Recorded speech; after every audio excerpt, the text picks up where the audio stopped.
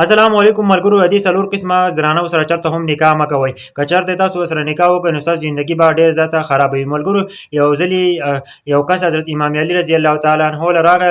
امام علي رضی الله تعالی عنه ته وایي زه واده کوم مله د کومو ښځو نه منه پکاره چې هغه سره زه واده ونه کړم او کومو ښځو سره واده پکار دی. ملګرو هغه ورته دا څلور نښې یادې کړې ویل که به چېرته په یوې ښځه کې دا څلور نښې نو د هغه سره چېرته هم واده ونه کړې. ملګرو دا څلور نښې را سره هم واورئ او د نورو پښتنو سره هم شیر کړئ چې د ټولو پښتنو ته ورسي زما دا ویډیو پیغام.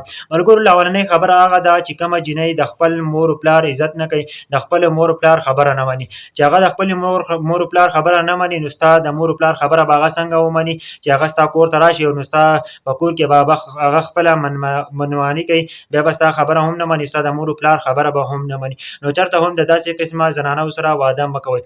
او په دویم نمبر باندې دی د خپل کور شکایت کوئ.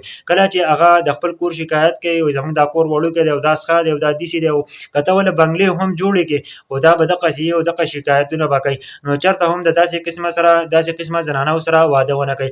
او په دریم نمبر باندې دی چې هر وخت دروغ وایي. ملګرو چې کومه ښځه دروغ وایي نو هغه به نور یو داسې کارونه کوي چې کله ته د هغه نه خبر شې که نه نو ستا ذهن به بلکل وخوځېږي او ته ستا دماغ به بلکل کار پرېږدي او ته به سم لیونی کړي او تا به دې مکمل زړه تور شي. نو د داسې ښځې سره هم چېرته هم نکاح مه کوئ. چې کومه ښځه دروغ وایي نو هغه سره چېرته هم نکاح مه کوئ. او په څلورم نمبر باندې دا ډېره زیاته اهم ده، ناشکري کوي. هر څه به ورته ډېر او تېر وي خو هغه بیا هم ناشکري کوي، د الله شکر به نه ادا کوي، هر څه به زړه به هسې تنګوي. نو داسې قسمه څلور قسمه زنانو سره چېرته هم نکاح مه کوئ. که چېرته ستاسو نکاح وشي نو دا څلور قسمه زنانه چې دي نو ستاسو کور به ډېر زیات خراب وي او ستاسو کور به ترقي نه کوي، په رزق کې به برکت نه وي. نو که ستاسو هم دا ویډیو خوښه شوي نو د نورو ملګرو سره هم شیر کړئ او زما دا چینل ورسره ضرور سبسکرایب کړئ د نورو ښایسته ویډیوګانو لپاره.